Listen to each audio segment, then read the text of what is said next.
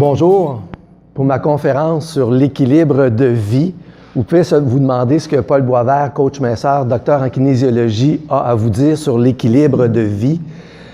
C'est ma nouvelle conférence parce qu'en tant que kinésiologue, je m'occupe des habitudes de vie dans une perspective d'habitudes de vie, mais de santé globale. Et dans une perspective de santé globale, ça inclut non seulement l'activité physique et l'alimentation dans un contrôle du poids, qui est ma spécialité en ayant été 15 ans à la chaire de recherche sur l'obésité, mais aussi ça englobe d'autres habitudes de vie telles que le stress. Et au cours des années qui ont suivi mon départ de l'Université Laval depuis 4 ans, où je me suis concentré à faire du coaching individuel en perte de poids, je me suis aperçu qu'en fait, que l'activité physique et l'alimentation étaient des outils qui étaient davantage techniques pour aider les gens à perdre du poids, mais que le vrai coaching, le vrai travail était de nature psychologique, était de nature émotionnelle, était de nature motivationnelle. Alors, je suis devenu un peu comme un coach motivateur pour aider les gens à parcourir un chemin et les amener là où ils veulent aller, non seulement en perte de poids, mais par rapport à ce que ça évoque dans leur vie. Alors aujourd'hui, je vous parle donc de vie professionnelle et personnelle équilibrée. Et Maurice, je vais te demander d'aller pour faire avancer le PowerPoint. J'ai comme oublié d'apporter pour l'avancer, tu pèses sur la souris. Alors, tu peux prendre une chaise, tu vas trouver ça long, une demi-heure, comme ça. Prends-toi une chaise. Alors, équilibrer sa vie, c'est en fait faire en sorte, c'est de concilier différentes sphères de la vie selon nos priorités. Alors, il y a différentes sphères. On est rendu à différents points dans l'équilibre de vie pour ces sphères-là. Et il y en a pour lesquelles on a peut-être négligé. Vous allez venir me voir en tant que coach si vous voulez rééquilibrer votre santé au niveau de vos habitudes de vie. Alors que votre sphère où vous devez aussi, par exemple, concilier votre vie professionnelle et personnelle. Il y a des amis qui ont beaucoup de succès en affaires et qui me racontaient que leur vie professionnelle allait très, très bien. Ils avaient du succès, ils étaient même riches, mais que dans leur vie personnelle, c'était le chaos. Alors, jusqu'à quel point on doit investir dans notre vie professionnelle tout en négligeant notre vie personnelle? Alors, il faut qu'il y ait un équilibre entre les deux. La sphère familiale, donc la conciliation famille-travail, on pense tout de suite aux superwomen là, qui doivent faire en sorte qu'ils doivent faire de l'exercice, doivent s'occuper des enfants, aller les chercher à la garderie, leur faire à manger, s'occuper du mari, etc., etc.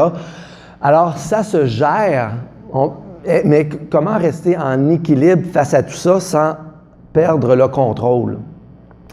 La sphère sociale, c'est les relations avec les amis, les activités sociales. Et là, on est plus au niveau donc relationnel. Et on peut s'occuper de cette vie personnelle, de sa vie professionnelle, mais est-ce qu'on a beaucoup d'amis à qui se confier?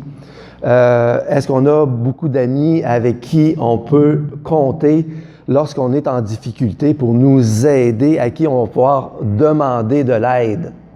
Alors ça fait partie d'une sphère qui est importante d'équilibrer. Dans la sphère de la vie quotidienne, c'est de faire en sorte que, et là, un de mes trucs, c'est de faire du ménage dans sa vie. Faire du ménage dans sa vie, ça commence par faire le ménage dans ses affaires. Je vais y revenir un peu plus tard. Alors l'équilibre, ça consiste en fait à se maintenir dans une zone médiane. L'équilibre, c'est pas le calme plat. L'équilibre, c'est une zone à laquelle on oscille. On va un petit peu plus haut, un petit peu plus bas, on revient. Et l'équilibre, c'est une onde. Il faut juste éviter d'être dans les extrêmes, autant dans les extrêmes positif que négatif.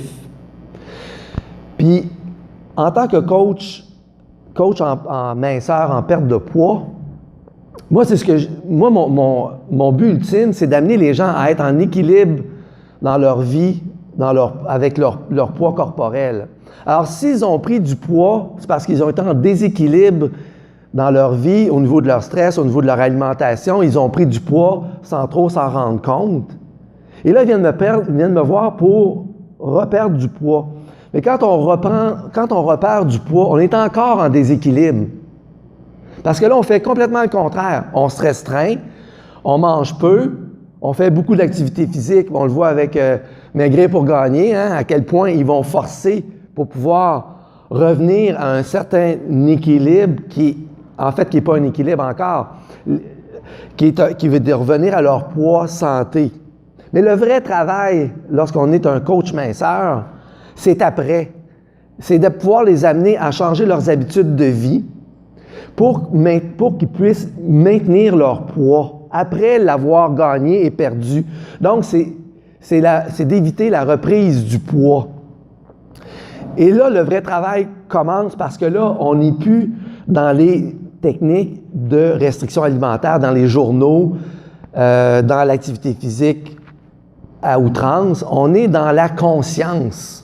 Est-ce qu'on est capable de manger consciemment et et ça, c'est le vrai équilibre, c'est d'être capable de savoir qu'est-ce qu'on a de besoin pour vivre dans une journée. Et ça, c'est le contrôle des émotions, c'est le contrôle du stress.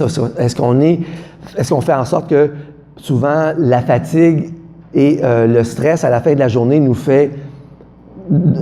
amène à des compulsions alimentaires? Et donc, s'il y a des compulsions alimentaires à cause du stress et de la fatigue, on doit gérer le stress et la fatigue pour qu'on être moins fatigué à la fin de la journée, moins stressé. Et c'est vers là que je veux les amener. Donc, d'avoir des moins grands écarts au niveau de l'alimentation, au niveau émotionnel, au niveau du stress, et d'être en harmonie avec soi-même et en cohérence avec nos valeurs. Donc, et oui, nos valeurs, c'est là, on est rendu là. Et c'est savoir maintenir nos valeurs matérielles par rapport aux nos valeurs humaines, encore l'équilibre entre ces deux types de valeurs-là. C'est de savoir qu'est-ce qui est important pour nous et être à l'écoute de ses besoins. Mais quand on fait un travail sur nos besoins, il faut d'abord les connaître. C'est quoi vos besoins? On connaît nos besoins fondamentaux, mais nos besoins est-ce que nos besoins sont au niveau matériel? Est-ce qu'ils sont au niveau relationnel? Est-ce qu'ils sont au niveau familial? Et là, on rentre aussi dans nos valeurs. Et que nos valeurs et nos besoins nous amènent à agir, alors que nos valeurs, c'est ce qui sous-tend nos besoins. Alors, parfois, il faut se recentrer, il faut faire cet exercice-là pour être capable de savoir ce qu'on veut dans la vie. Et à partir du moment qu'on sait ce qu'on veut dans la vie, parce qu'on a une mission, on a des valeurs, on les connaît, on a des besoins, on les exprime aussi. Pour que les autres puissent en tenir compte, il faut pouvoir exprimer ces besoins-là. C'est un travail que moi-même, j'ai été à même de faire lorsque j'ai perdu mon emploi à l'Université Laval à cause de compression budgétaire. Je me suis retrouvé au chômage, puis là, je me suis dit, qu'est-ce que je veux dans la vie? C'est quoi mes besoins? C'est quoi mes valeurs? Puis vers quoi je vais me diriger? Alors, on a fait cet exercice-là dans un groupe qui était supporté par Emploi Québec. Et la notion de liberté est devenue comme très, très importante. Liberté d'agir, la liberté de travailler pour moi, d'avancer, et non pas pour les autres, de faire en sorte que je voulais être mon propre patron. Ce que je n'étais pas, évidemment, à la chaire de recherche, où j'étais un subalterne, où j'avais quand même des mandats, et c'était le directeur de la chaire qui pouvait peut-être en récolter le plus de bénéfices. Alors, chacun de nous, quand on arrive à à des carrefours de notre vie, il faut pouvoir se poser ces questions-là. Alors, plusieurs personnes perdent leur santé à vouloir gagner de l'argent pour ensuite perdre leur argent à vouloir retrouver leur santé. Alors, on voit aussi l'effet de déséquilibre, de dire qu'on passe beaucoup de temps à avoir du succès au niveau professionnel, mais on néglige notre santé, on ne fait pas d'activité physique, on mange mal, on prend du poids, et à un moment donné, on se retrouve malade, avec des maladies cardiovasculaires. Et là, il y a un wake-up call qui vient du médecin, qui vient de certaines maladies, des opérations. Et là, on est comme confronté à devoir faire attention à soi-même, au niveau de nos habitudes de vie, au niveau de notre santé. Et là, on se met à dépenser beaucoup d'argent pour être capable de retrouver cette santé-là. Donc, on est encore en déséquilibre pour retrouver quelque chose qu'on avait perdu.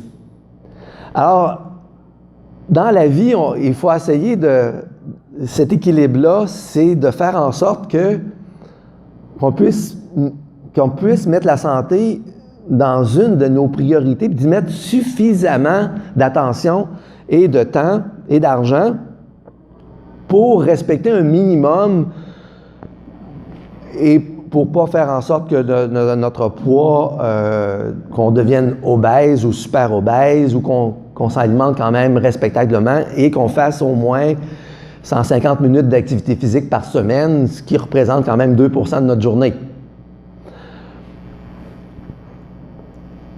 Alors, encore un déséquilibre. Alors, l'équilibre, en fait, c'est l'harmonie entre ce qu'on pense et ce qu'on fait. Comme on dit souvent, il faut que les bottines suivent les babines. Donc, ce qu'on prône, ce qu'on veut, ce qu'on désire, puisse s'actualiser dans l'action, dans ce qu'on fait à tous les jours et en cohérence. Donc, si on est cohérent entre ce qu'on fait et ce qu'on pense, il va y avoir une harmonie dans notre vie. Et là, on revient aux 7 sphères qui régissent notre vie. Et puis, Albert Einstein, suivant. Donc, il avait bien dit, la vie, c'est comme à la bicyclette, pour rester en équilibre, il faut constamment avancer vers l'avant. Donc, l'équilibre, c'est dans l'action, c'est dans ce qu'on fait, puis il faut continuer d'avancer. Si on avance, si on ne fait rien, ben on va reculer dans le fond. Donc, ça revient à l'idée de mettre suffisamment de temps, d'effort, d'argent sur les activités qui vont nous permettre de rester en équilibre. Équilibrer sa vie, je vais vous parler, celle-là je l'aime bien parce que, on parle de notre zone de confort et que ce qu'on désire souvent se situe en dehors de notre zone de confort, là où la magie se produit. Alors, il va falloir faire quoi? Je vais vous montrer un peu plus tard ma conception des zones de vie et d'équilibre, de quelle façon je la perçois. Ça, c'est une autre diapo que j'aime beaucoup, qui met la santé au cœur de notre vie et pour laquelle on a l'activité physique, l'alimentation, le sommeil, donc le repos et la gestion du stress, qui font partie de la gestion pour conserver la santé en équilibre. Donc, tout ça, il faut qu'on puisse en tenir compte. Donc, je vais vous parler peut-être un peu plus du repos. Le repos, c'est comme un athlète. Un athlète va s'entraîner très fort, va dépenser beaucoup d'énergie, mais ce qui va faire en sorte qu'il va s'adapter, qu'il va récupérer, qu'il va progresser, c'est le temps de repos. Il va falloir qu'il dorme, il va falloir qu'il se repose entre les séances d'exercice et même entre on parle beaucoup d'intervalles, d'entraînement par intervalle. L'entraînement par intervalle, c'est d'introduire des moments de repos entre 2 moments d'effort intense. Ça, c'est ce qu'il y a de plus efficace pour pouvoir progresser et à s'améliorer dans les performances physiques, mais ça va aussi dans notre vie quotidienne. Et j'ai l'exemple d'une cliente. J'ai des clientes qui sont souvent des superwomen, qui sont très, très performantes au travail, puis qui sont très ambitieuses. Et il y en a une d'entre elles qui avait la fausse croyance que plus elle travaillait fort, plus elle serait performante. Donc, pour elle, travailler fort, c'était de travailler longtemps. C'est de travailler 12 heures par jour. Mais travailler 12 heures par jour sans se reposer, c'est pas efficace. Performer au travail comme un athlète, ça veut dire travailler fort pendant 2 heures, concentré, focusé sur le présent, sur ce qui est important, laissez faire les distractions, puis après ça, gardez-vous du temps pour vous-même. Par exemple, allez vous entraîner sur l'heure du midi, allez prendre une marche, prenez une pause, décantez, et là, vous revenez à l'action, toujours dans l'action intense, et là, vous allez être productive ou productif.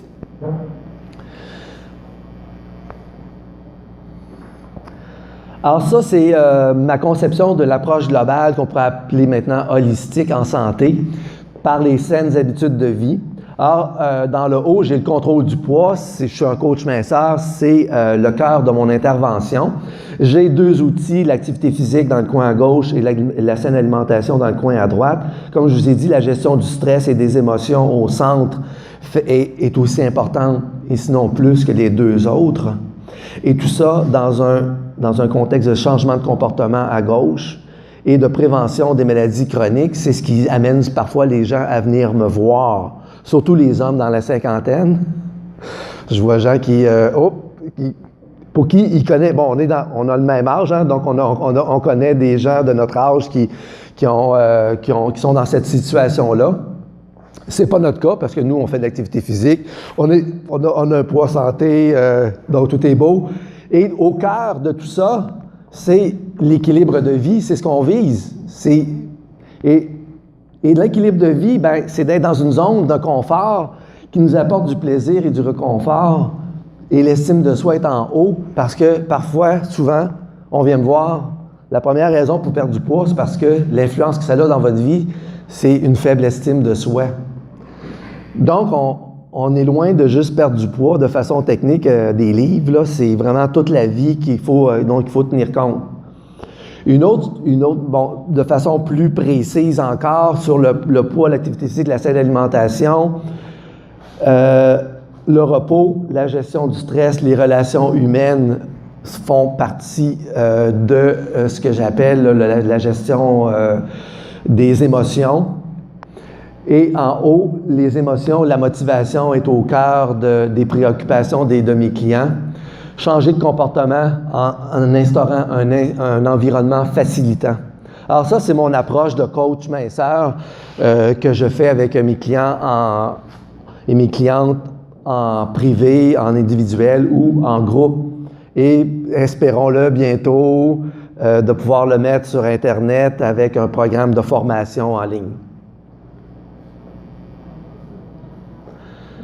Investir dans votre santé comme vous investissez dans l'achat de votre voiture, quand on vient pour acheter une voiture, on va parler des gars maintenant, là,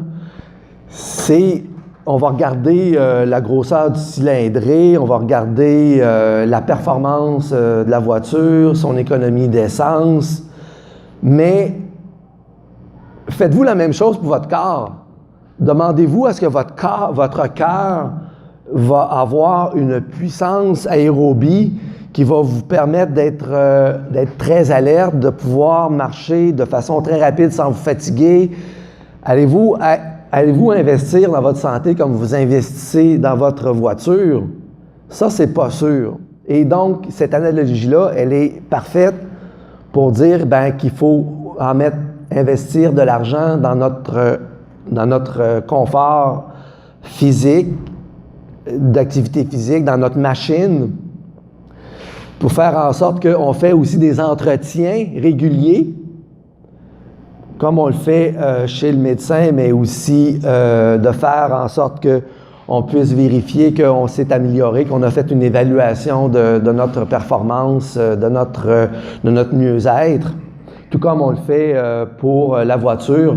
Donc, on fait un changement d'huile, bien, on vérifie aussi de faire en sorte que le cholestérol ne s'accumule pas dans nos vaisseaux. Un autre exemple. OK, encore.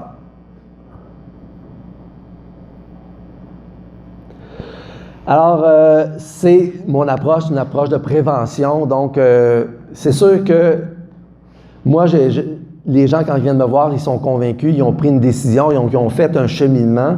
Parce que moi, je n'irai pas convaincre les gens de venir me voir, mais si ils peuvent mettre suffisamment d'efforts dans leurs habitudes de vie pour faire de la prévention, c'est comme faire investir dans sa santé, c'est comme une assurance santé, c'est d'investir tout de suite pour prévenir les maladies chroniques plus tard. Et ça, on peut le voir davantage si on a des gens dans notre famille qui sont morts du cancer ou qui ont eu des problèmes de diabète. Et donc, on ne veut pas nous aussi en venir là. Donc, on est comme, si on est à risque, on doit mettre davantage d'efforts en prévention, donc dans un fonds de prévoyance et d'investissement. Donc, c'est une autre analogie sur laquelle on pourrait élaborer davantage, mais je vais passer au prochain exemple. Alors ici, c'est mes zones de confort. Ici, j'ai les flèches qui tournent vers l'intérieur et on voit ici que, en fait, notre zone de confort au centre, moi, je ne l'appelle pas c'est pas une zone de confort. La zone de confort, habituellement, quand on en parle, c'est une zone dans laquelle on n'a pas trop de malaise, mais en fait, elle est inconfortante, c'est une zone d'inconfort et de stress. Et alors que notre zone d'équilibre, elle est beaucoup plus large que ça, mais le regard des autres, qui est un des thèmes important de mon intervention, nous amène à rétrécir notre zone de confort pour devenir une zone, en fait, de sécurité. On a aussi les croyances limitatives. Les croyances limitatives qui font en sorte qu'on croit à des choses qui ne sont pas vraies et qui ne se réaliseront pas de toute façon, mais qui nous restreignent dans notre façon d'agir au quotidien. Il y a des gens qui vont essayer de nous dominer. Donc, si vous êtes davantage soumis, bien, vous allez restreindre votre zone, tout comme si vous avez de la difficulté à vous affirmer et vous avez des difficultés à gérer la pression, bien, à ce moment-là, votre zone de confort devient une zone de sécurité et de stress et d'inconfort. Ce qu'il faut faire, c'est qu'il faut prendre notre zone de sécurité limitative et l'agrandir vers notre zone d'épanouissement et d'équilibre. Et la zone intermédiaire, c'est la zone de changement. C'est la zone de changement inconfortable dans laquelle il faut fournir des efforts. C'est cette zone-là dans laquelle j'amène mes clients en surpoids à reprendre leur poids normal. Et dans cette zone-là, c'est le temps que ça prend pour se remettre en forme, pour perdre du poids, faire attention à son alimentation et pour diminuer l'apport alimentaire et d'être suffisamment patient et persévérant pour retrouver cet équilibre de vie. Mais une fois rendu là, le travail, comme je vous dis tantôt, recommence pour le vrai. Et c'est là que le vrai travail commence. Sinon, dès qu'on a arrêté, on reprend notre poids, on reprend le stress, on reprend nos vieilles habitudes et on revient tranquillement, pas vite, mais sûrement vers notre zone de sécurité qui est très limitative.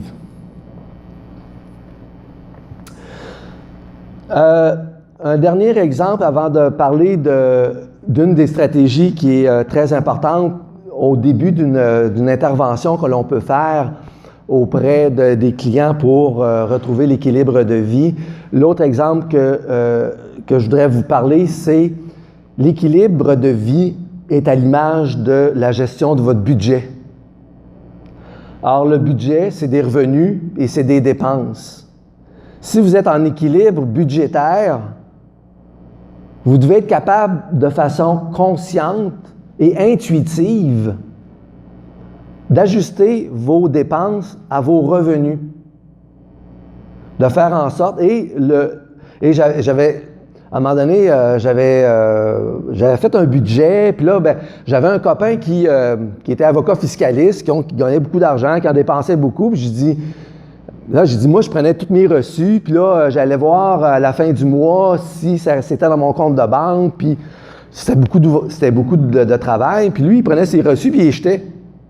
Mais je dis, comment ça, tu jettes tes reçus, tu ne veux pas savoir si tu es en équilibre budgétaire? Ben, il dit, moi, à la fin du mois, je regarde si le montant que j'ai dans mon compte de banque est le même que celui que j'avais dans mon compte de banque un mois plus tôt. Puis s'il est égal, c'est parce que je suis en équilibre. J'ai dit, c'est pas mal vrai, c'est pas mal bon, ça. Fait que je me suis mis, moi aussi, à regarder mon compte de banque puis de faire en sorte qu'il soit en équilibre. C'est-à-dire que je sais que je suis en équilibre budgétaire si mes dépenses équivaut à mes revenus et que l'argent dans mon compte courant ne bouge pas d'un mois à l'autre. Sauf que moi, je me garde une marge de sécurité. Je suis un gars un petit peu insécure dans ma vie et j'ai besoin de cette marge de sécurité-là qu'on appelle pour les travailleurs autonomes notre fonds de roulement. OK? Le fonds de roulement, c'est l'argent que tu dois avoir dans ton compte courant qui te permet de vivre pendant 6 mois sans salaire. OK? Donc, moi, les gens qui ont juste 1000 $ ou 500 $ dans leur compte courant, puis qu'ils ne savent pas s'ils vont être capables de faire la fin du mois, moi, c'est un stress que je ne veux pas vivre. Il y en a qui, ça doit être un thrill, là. Je ne comprends pas trop, mais c'est sûr que il faut y aller avec ce qu'on est capable de gérer. J'ai dû refaire mon budget après 30 ans, quand à 50 ans, je me suis retrouvé au chômage, que j'avais perdu mon emploi à cause d'une restriction budgétaire à la chaire à l'Université Laval. Et là, je me suis dit, bien, mes revenus ont diminué beaucoup. Et donc, je vais être obligé de diminuer beaucoup mes dépenses pour toujours être en équilibre, pour faire en sorte que mon montant que j'ai dans mon compte courant continue d'être le même. Alors là, ça fait 4 ans et je suis heureux de vous dire que mon compte courant est encore égal à ce que j'étais avant. Je ne suis pas plus malheureux, je ne suis pas plus heureux, je dépense un peu moins, je fais plus d'économies, mais je suis en équilibre budgétaire. Je vis selon mes moyens. Sinon, bon, alors ça c'est l'équilibre de vie, le déséquilibre et tout ce qu'on peut amener dans notre vie. Faire le ménage, c'est ma stratégie, c'est la première stratégie. J'ai écrit trois articles de blog que vous pouvez retrouver sur mon site internet coachpoisanté.ca. 3 articles pour dire à quel point faire le ménage de notre vie est important pour mettre de l'ordre et retrouver l'équilibre. Donc, quand on est un peu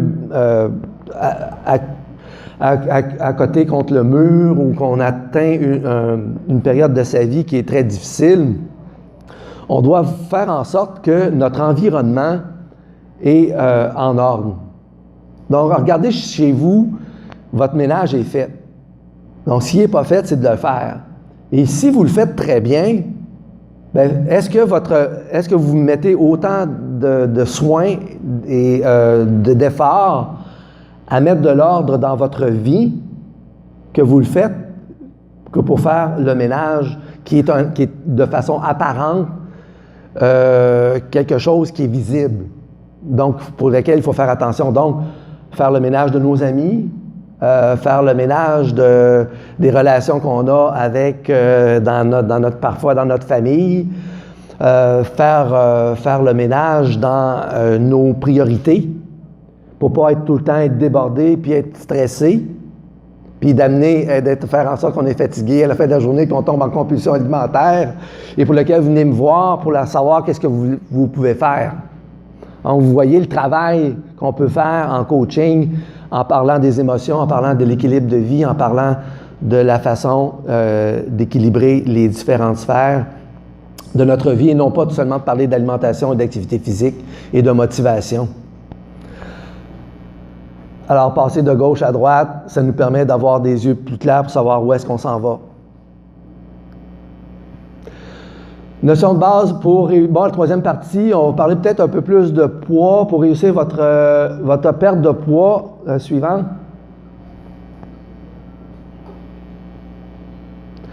Alors, reviens peut-être en arrière. Sinon, précédent, oui, c'était précédent. Précédent 2 fois, précédent. Le deuxième suivant précédent. Oui, là, encore.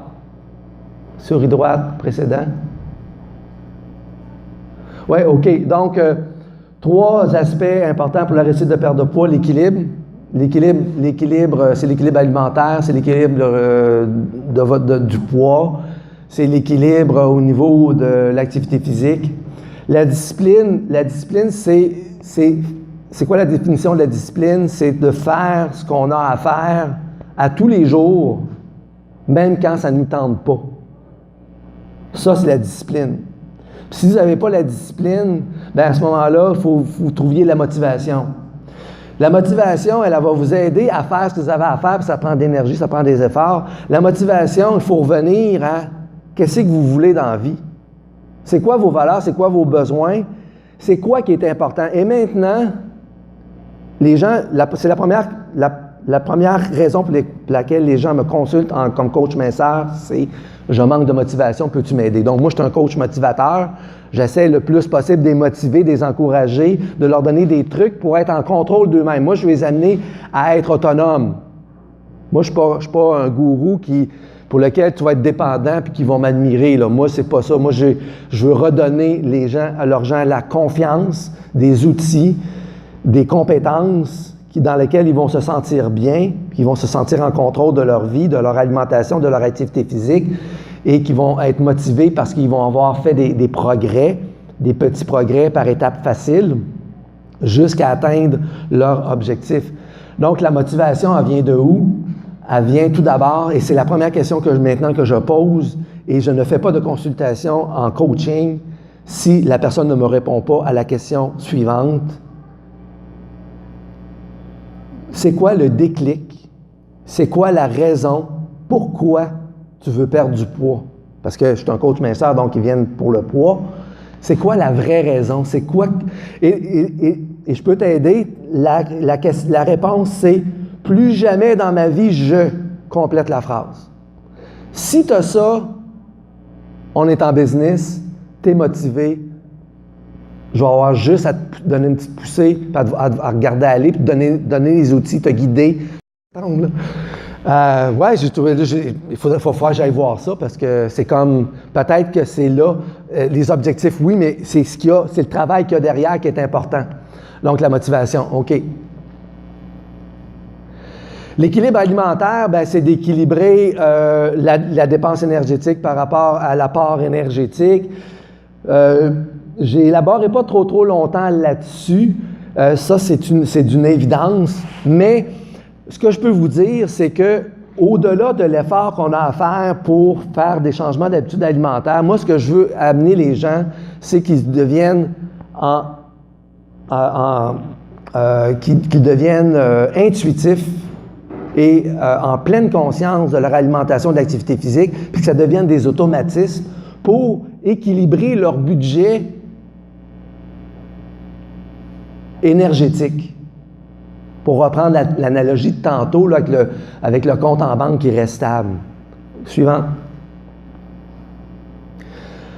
Alors là, ça c'est une diapo un peu technique, mais regardez en haut l'équilibre énergétique. L'équilibre énergétique, en pleine conscience, en pleine intuition, on est capable de l'atteindre et de maintenir son poids lorsqu'on dépense quand on dépense beaucoup d'énergie par l'activité physique. Alors, plus qu'on dépense d'énergie, plus qu'on va devoir avoir un apport alimentaire et on tombe plus facilement dans une zone d'équilibre. Les athlètes sont dans cette zone-là. Alors que si vous ne faites pas beaucoup d'activité physique, vous avez beaucoup de chances d'être en surplus d'apport énergétique à cause de notre environnement, à cause de l'industrie agroalimentaire, à cause du junk food, à cause du fast food, à cause qu'on mange moins à la maison, à cause, qu'on cuisine moins, etc., etc. Je peux vous faire une conférence complète juste là-dessus, mais vous allez prendre du poids dans cette zone-là. Donc, évidemment, moi, je suis kinésiologue, je prêche pour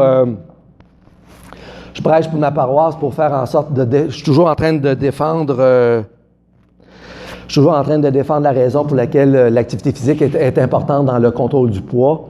Et c'est vrai, l'activité physique est très importante dans le contrôle du poids. Pour la perte de poids, ça va être plus l'alimentation, mais si vous voulez contrôler votre poids, prévenir le gain de poids, c'est l'activité physique qui va être le déterminant le plus important.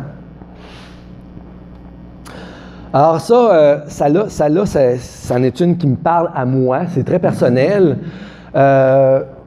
Moi, c'est mon slogan, c'est mon leitmotiv. Bouger plus pour manger plus. Moi, je suis un gourmand. Fait que, moi, si je ne fais pas d'activité physique, c'est sûr que je prends du poids.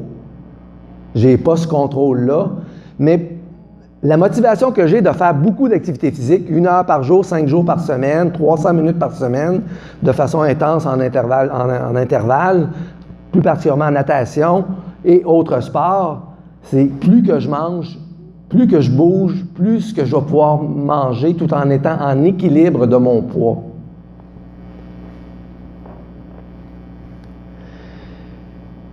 Et avant de passer à l'alimentation, je voulais vous parler d'une petite anecdote. Je suis allé faire ma première croisière à vie il y a 2 semaines. Il y en a qui ont peut-être vu passer mes vidéos sur Facebook. Je racontais que moi, faire une croisière, ça me stresse, ça m'énerve parce que je ne peux pas faire beaucoup d'activité physique. Je n'ai pas de piscine. La piscine est trop petite pour s'entraîner. Moi, je ne suis pas un coureur. Faire du tapis roulant, c'est pas très stimulant. Et puis, il y a... Ouais, bien, il y en a qui ont proposé de me mettre sur un câble et de me traîner, là. Je ne suis pas sûr que c'était pour m'aider, finalement, pour faire ça, là. Mais aussi, c'est qu'il y a des buffets, puis il y a de la bouffe à volonté, puis de la bonne bouffe. Puis comme je suis un gourmand, j'ai dit, c'est sûr que je vais prendre du poids. Puis je vais faire quoi dans une croisière comme ça? Fait que là, je me suis mis à tourner des vidéos que je vais monter bientôt, puis que je vais vous montrer. J'en ai montré une couple, là. C'est-à-dire, je fais quoi sur le bateau pour maintenir mon poids ou prévenir un gain de poids qui est très important. Alors, ça a été de dire, je vais faire 10 000 pas par jour. Finalement, j'en ai fait 15 000 pas par jour parce que il fallait un autre 5 000 pas de plus pour être capable de manger les desserts qui étaient écœurants puis je ne pouvais pas résister. C'était comme 2-3 fois par jour. Et je n'ai jamais pris l'ascenseur une seule fois dans les 2 semaines de croisière. Et je courais dans les escaliers. Et il y a des vidéos où je montre tout ça. Puis des fois, je suis allé faire quelques jogging autour de la piste là, sur le dessus. Puis aussi, je vous parle de mes déjeuners santé avec un certain humour que vous ne me connaissez pas encore. Puis, je vais vous montrer aussi ce que je fais dans le gym. Je fais de la musculation tous les jours. Alors, j'ai réussi finalement à ne pas prendre de poids dans les 2 semaines. Et ça, c'est ma victoire personnelle. Alors, pour l'alimentation, rapidement, ça aussi, c'est une autre conférence complète qu'on peut faire là-dessus. L'équilibre, c'est l'équilibre de l'assiette. Hein, l'assiette en équilibrée avec la moitié en légumes. Bon, les nutritionnistes vous racontent toujours ces histoires-là. L'équilibre dans les portions, l'équilibre dans le pain, le lait, les viandes, les fruits et légumes, d'avoir un équilibre dans les apports des nutriments. Et ici, on a une autre forme d'équilibre, la pyramide méditerranéenne. OK, suivante. Ah oui, 3 principes de base pour l'alimentation. La modération, c'est ce qui nous permet d'atteindre l'équilibre, de ne pas trop manger. La variété, c'est de pouvoir avoir du plaisir, puis de ne pas se tanner à manger des fruits, des légumes en mangeant différentes sortes. Et l'équilibre, c'est de faire en sorte qu'on n'ait pas mangé trop à la fin de la journée. Puis le contrôle des portions avec l'image du centre ici, qui est un des facteurs les plus importants en intervention. Bon, ici, peut-être, on va terminer en parlant de mon coaching. Donc, quand on a besoin de retrouver l'équilibre, ce qu'on va faire, c'est, par exemple, on va demander de l'aide. On va exprimer nos besoins, comme je vous ai dit. On peut demander de l'aide à des amis, on peut demander de l'aide à de la famille. Et on peut demander de l'aide aussi d'un coach qui peut être un mentor qui vous accompagne. Dans mon cas, je me considère comme un guide motivateur. Et